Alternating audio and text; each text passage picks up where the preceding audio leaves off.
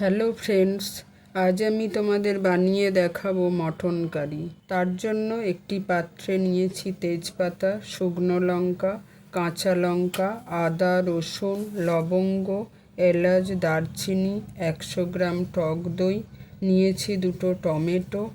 এবার আদা, রসুন, কাঁচা লঙ্কা পেস্ট বানিয়ে নিলাম। টমেটো আলাদা পেস্ট বানালাম। আমি 700 গ্রাম মাংসে নুন, আদা, রসুন, কাঁচা লঙ্কার পেস্ট, হলুদ গুঁড়ো, কাশ্মীরি লঙ্কার গুঁড়ো, ধনে গুঁড়ো, জিরে গুঁড়ো, টক দই, সর্ষের তেল দিয়ে ভালো করে মেখে 1 ঘন্টা ম্যারিনেট করে ঢাকা দিয়ে রাখলাম। এবার একটা কড়াইতে সর্ষের তেল দিয়ে কেটে রাখা আলু দিয়ে ভাজা, তাতে সামান্য হলুদ, কাশ্মীরি লঙ্কা গুঁড়ো, নুন দিয়ে লাল করে ভেজে তুলে নিলাম।